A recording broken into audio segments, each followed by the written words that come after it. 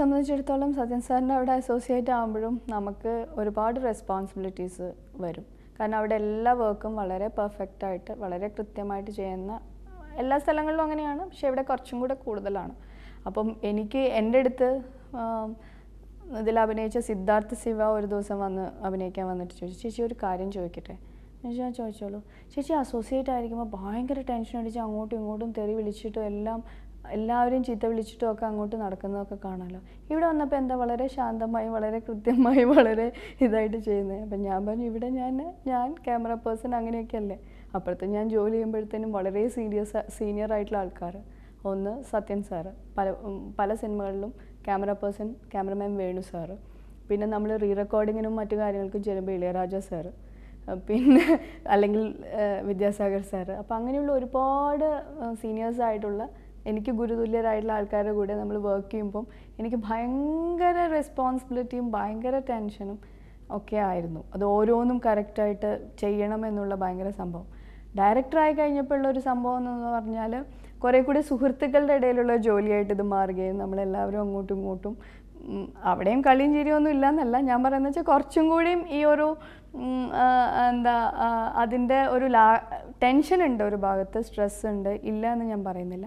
എന്നാൽ പോലും അത് വേറെ രീതിയിലുള്ള ഒരു കാര്യമായിട്ട് മാറി. അപ്പോൾ എന്നെ സംബന്ധിച്ചിടത്തോളം ചോദിച്ചു കഴിഞ്ഞാൽ എനിക്ക് അതും ഇതും രണ്ടും അവിടെ എനിക്ക് ഭയങ്കര റെസ്പോൺസിബിലിറ്റി ഫീൽ ചെയ്തിട്ടുണ്ടായിരുന്നു. ഞാൻ അങ്ങനെ തന്നെ ചെയ്തിരുന്നു. ഇവിടെയും ഇല്ല എന്നല്ല പറയുന്നത്, ബട്ട് എനിക്കത് കുറച്ചും കൂടെ ഡിഫറെൻ്റ് ആയിട്ട് നേരെ തിരിച്ച് ഈ സിദ്ധാർത്ഥൻ ചോദിച്ച പോലെയാണ് ഈ ചോദ്യത്തിൻ്റെ ഒരിത്. ഒരു നല്ല ടീമിൻ്റെ കൂടെ വർക്ക് ചെയ്യാൻ പറ്റി. അത് ഞാൻ തന്നെ കോൺസ്റ്റിറ്റ്യൂട്ട് ചെയ്ത ടീമാണെങ്കിലും എനിക്ക് ഭയങ്കര എല്ലാവരും എനിക്ക് ഭയങ്കര ഒരു മനസ്സ് നിറഞ്ഞ അനുഭവമായി.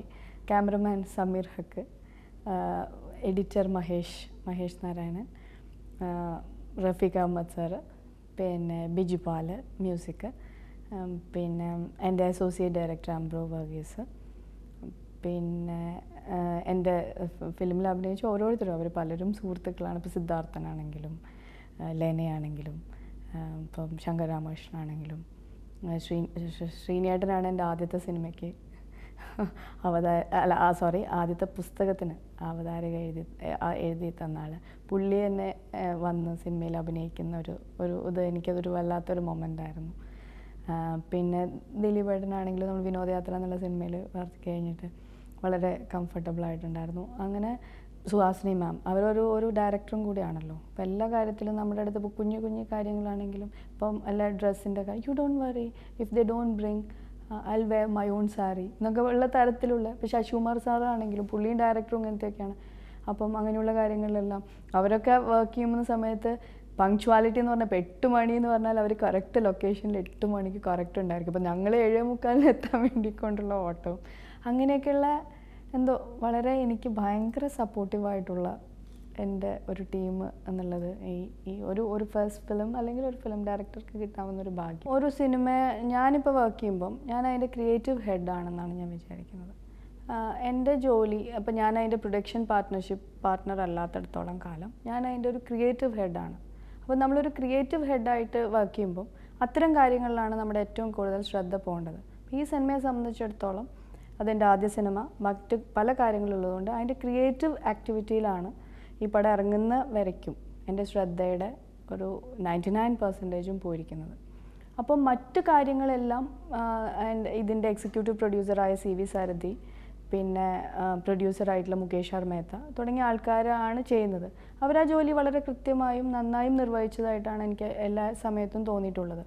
അപ്പോൾ എനിക്കെപ്പോഴും തോന്നിയിട്ടുള്ളതെന്ന് പറഞ്ഞാൽ ഒരു ക്രിയേറ്റീവ് പേഴ്സൺ ആകുമ്പം അയാളുടെ മനസ്സമാധാനത്തോടു കൂടി ആ ജോലി എടുക്കാനായിട്ടുള്ള ഒരു അവസരം പ്രൊഡ്യൂസേഴ്സും മറ്റുള്ള സാധനങ്ങളും നമുക്ക് ചെയ്തു തരുന്നു.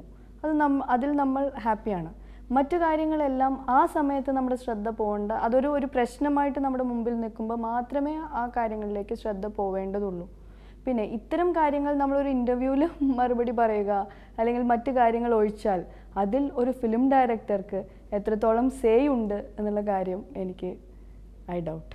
ഞാൻ റിലീസ് ചെയ്യുന്നതിൻ്റെ തലേദിവസം വിളിച്ചിരുന്നു, ഇറങ്ങാൻ പോകുന്നുണ്ട് എന്ന് പറഞ്ഞു. അറിയാലോ, പക്ഷെ എന്നാലും ഞാൻ പറയുന്നത് അതിൻ്റെ ഒരു മര്യാദയാണല്ലോ.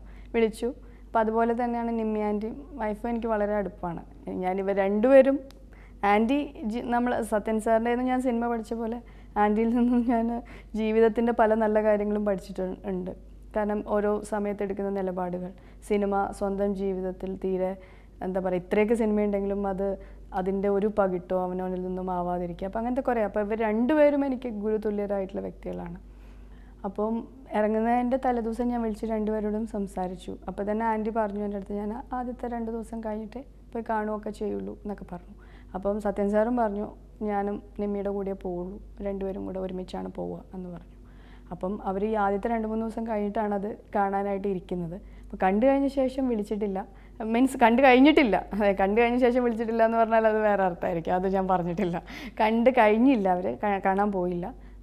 അപ്പം കണ്ടു കഴിഞ്ഞ ശേഷം ആ വിളിക്കായിട്ട് ഞാൻ കാതോർത്തിരിക്കുന്നു. അങ്ങനെ ഇതിലും കൂടുതൽ എക്സ്പീരിയൻസ് ഉള്ള മനുഷ്യർക്ക് ആ രഹസ്യം അറിയുമെങ്കിൽ ഇവിടെ ഹിറ്റുകൾ മാത്രമേ ഉണ്ടാവുള്ളൂ. ആ രഹസ്യം ആർക്കും അറിയുന്നില്ല എന്നുള്ളത് കൊണ്ടാണ് ഇത് ഇത്രയധികം ഈ ഫീൽഡ് എല്ലാവർക്കും മോഹിപ്പിക്കത്തക്കതാവുന്നത്.